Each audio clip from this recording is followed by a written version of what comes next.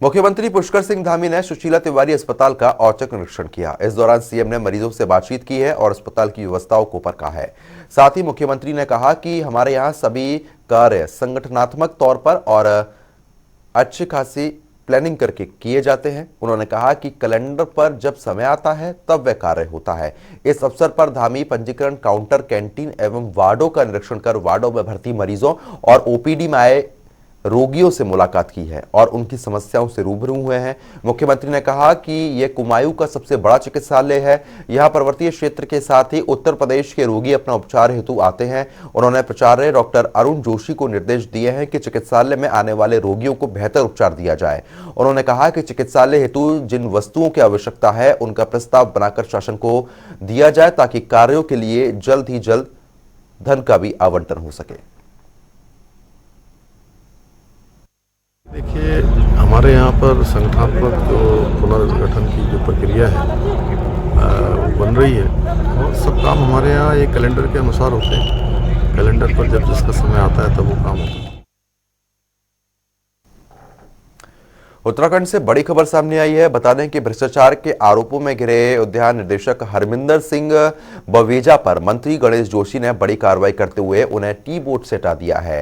मंत्री गणेश जोशी के अनुसार बवेजा के ऊपर जो आरोप लगे हैं उसकी जांच चल रही है। 2 मुद्दों पर बवेजा से जवाब मांगा गया है जिसका जवाब अभी तक नहीं आया है। जैसे ही जवाब आएगा वैसे ही उन पर कार्रवाई की जाएगी। फिलहाल टी बोर्ड से उनको हटा दिया गया है।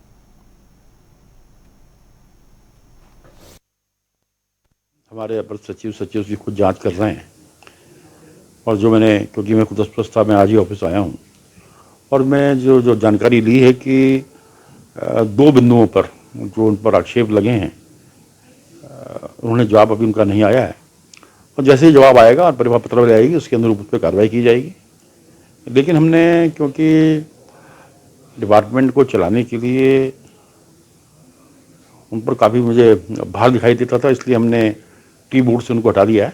टी बोर्ड पर हमने एक किसी अन्य व्यक्ति को जो है नियुक्त किया है और जैसे ही जांच की रिपोर्ट आएगी, फाइल आएगी, उस पर कार्रवाई की जाएगी।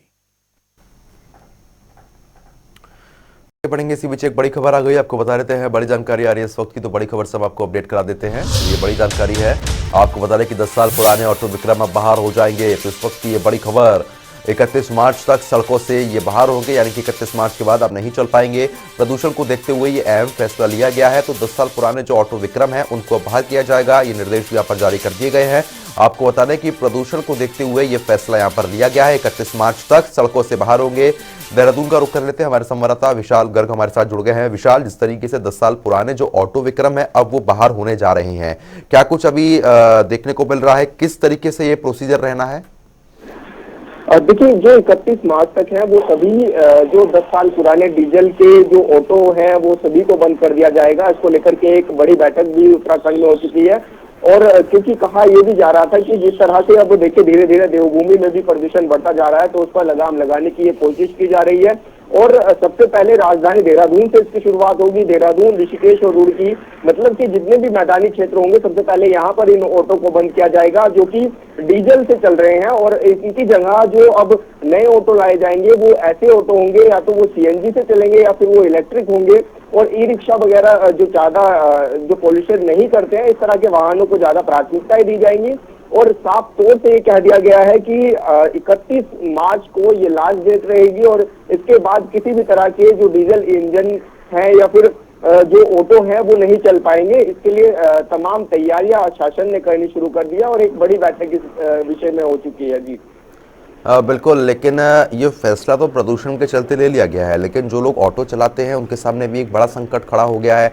उनसे आपकी कोई बातचीत हो पाई है? क्या कुछ कहना है उनका इस फैसले पर?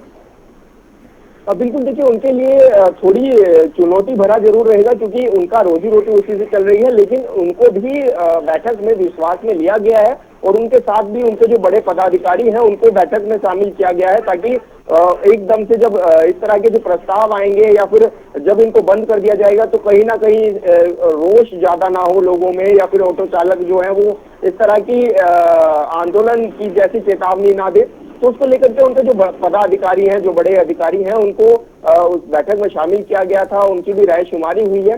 और हालांकि शासन ने खुद इसमें मंजूरी कराई है कि अगर आप ये डीजल वाहनों को बंद कर देंगे तो इसमें जब ये इलेक्ट्रिक व्हीकल खरीदेंगे या फिर सीएनजी के व्हीकल खरीदेंगे तो सरकार इनको लाभ देने की कोशिश भी करेगी, तो उसके लिए भी बैठक में चर्चा हो चुकी है। जी चलिए ठीक है विशाल, बहुत बहुत शुक्रिया तमाम जानकारी हमारे साथ साझा करने के लिए। तो आपको बता दें कि 10 साल पुराने ऑटो विक्रम अब बाहर हो जाएंगे। बड़ी जानकारी है, 31 मार्च तक सड़कों से बाहर होंगे। तो देहरादून के विधानसभा भवन स्थित कार्यालय में समीक्षा बैठक का आयोजन किया गया है, जिसमें कैबिनेट मंत्री प्रेमचंद अग्रवाल ने अधिकारियों के साथ पुनर्गठित विभाग की बैठक की है। उन्होंने सीएम पुष्कर सिंह धामी और सीएम योगी का धन्यवाद किया है और कहा कि दोनों राज्य सरकारों की दृढ़ इच्छाशक्ति के बल पर ही हमने पुनर्गठन से संबंधित कई मुद्दों पर निस्तारण प्राथमिकता के आधार पर पूर्ण किए हैं। वहीं मंत्री ने लंबित मुद्दों पर नाराजगी जताते हुए अधिकारियों को जल्दी विभागीय बैठक आयोजित करने के निर्देश दिए हैं। उन्होंने मुख्य सचिव को जल्दी लंबित मुद्दों के निस्तारण हेतु आवश्यक कार्रवाई करने के निर्देश दे दिए हैं। मंत्री ने प्रदेशवासियों को स्थापना दिवस की शुभकामनाएं देते हुए कहा कि पुनर्गठन से संबंधित कई महत्वपूर्ण बिंदुओं का निस्तारण उत्तराखंड सरकार और उत्तर प्रदेश सरकार के सम्मिलित प्रयास से पूरा हो रहा है।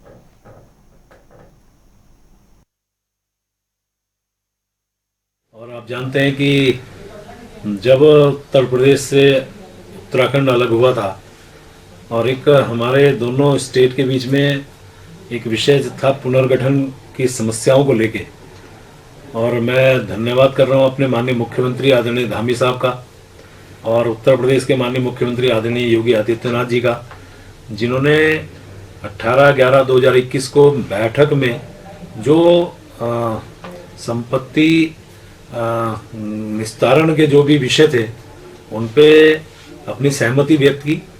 तो आज उन्हीं बिंदुओं पे मैंने समीक्षा की है और मुझे खुशी है इस बात की कि अधिकांश विषय निस्तारित हो गए हैं।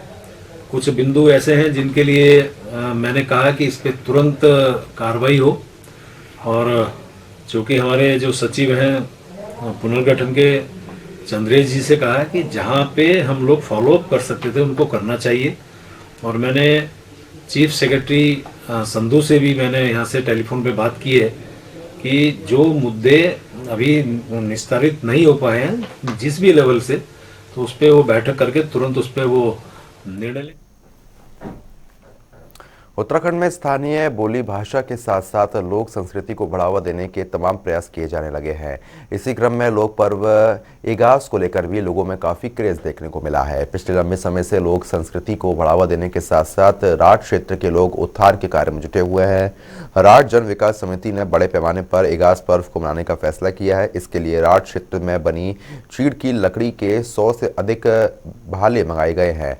परंपरागत वाद्य यंत्रों को भी राठ की मिट्टी से मंगाया गया है। इगलास लोक पर्व पर 16 वितरण का कार्यक्रम आयोजित किया जाएगा। यह कार्यक्रम 4 नवंबर को देहरादून के दून विश्वविद्यालय में खेल मैदान में आयोजित होगा।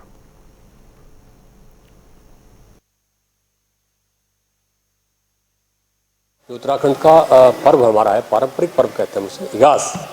दिवाली के बाद 11 दिन बाद ये आता है और उसमें हम लोग बहुत ही पारंपरिक तरीके से मना रहे हैं। इगास हर कोई मना रहा है, हर संस्थाएं मना रही, बहुत संस्थाएं मना रही, अच्छी बात है। लेकिन हमारा थोड़ा सा अलग है। हम लोग बिल्कुल जो गांव में होता था कभी किसी ज़माने में, ये पारंपरिक रूप से जो हम मनाते थे वो किया जा रहा है। उसमें बैले खेले जाएंगे। अब बैले भी इतनी मात्रा में हम लोग मंगा रहे हैं, पहाड़ से मंगा रहे हैं। 100 बैला हम मंगा रहे हैं, उसमें 70 लोग जेंट्स होंगे और 30 लोग हमारी महिलाएँ वो बैले खेलेंगी। उसके बाद हम लोग फिर गैड एक होती है, रस्सी जो कहते हैं रस्सी खींचना, हम लोग कैसे गैड कहा गया है, ये यहाँ कहीं नहीं होगा, वो किया जा रहेगा। उसके बाद देवताओं का हम आह्वान करेंगे, उनको पूजेंगे, जो नाचना चाहेगा नाचेंगे। और लास्ट में हम लोग पांडु नृत्य जो उत्तराखंड का पर्व है, लोक पर्व है, उसको करेंगे। तो वहीं उत्तराखंड पुलिस ऐप के माध्यम से जनता को बेहतर सुविधा देने का काम कर रही है। पुलिस ऐप पर विभाग की 5 अलग अलग ऑनलाइन सेवाएं एक साथ लोगों को मिल रही हैं। उत्तराखंड पुलिस ने संचालित ऑनलाइन ऐप गौरा शक्ति ट्रैफिक आई पब्लिक आई मेरी यात्रा और लक्ष्य नशा मुक्ति उत्तराखंड जैसी सभी महत्वपूर्ण ऐप को पुलिस ऐप में उपलब्ध करवाया गया है। आपातकालीन नंबर 112 और साइबर वित्तीय धोखाधड़ी की शिकायत दर्ज करने के लिए अपराध साइबर हेल्पलाइन नंबर 1930 को भी इससे जोड़ा गया है। पुलिस ऐप के माध्यम से अब आमजन वेब पोर्टल या मोबाइल फोन के जरिए अपनी चोरी हुए वाहनों और गुमशुदा दस्तावेजों की ऑनलाइन रिपोर्ट राज्य के किसी भी जनपद से घर बैठे ही करा सकते हैं।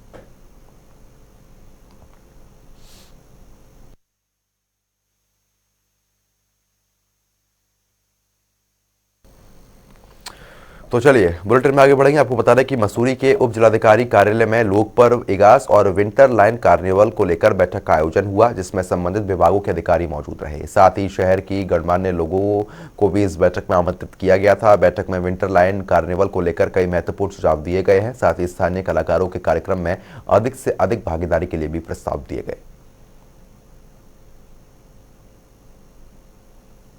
और लास्ट ईयर जो है 2 साल नहीं हो पाया क्योंकि जो कोविड-19 महामारी थी। और इस वर्ष जो है क्योंकि होटल एसोसिएशन, व्यापार मंडल और स्थानीय लोगों द्वारा भी मेरे सामने मांग रखी गई कि ये होना चाहिए, तो मैंने जिलाधिकारी महोदय से भी संबंध में चर्चा की, तो उनकी भी सहमति इसमें मिली है। तो उसको लेकर के आज हमने यहाँ पर एक बैठक की और सभी लोगों की राय मशवरा लिया कि कैसे किया जाना चाहिए और किस रूप में होगा और इसमें जो व्यवस्थाएं हों किस तरीके से होंगी, उसको लेकर के बातें हुई हैं। और आगे जो है फर्दर हम आगे भी बात करेंगे और फिर फाइनल करेंगे। तो फिलहाल ब्रेक के लिए सिर्फ इतना ही, लेकिन खबरों का सिलसिला लगातार जारी है। बने रहिए हमारे साथ।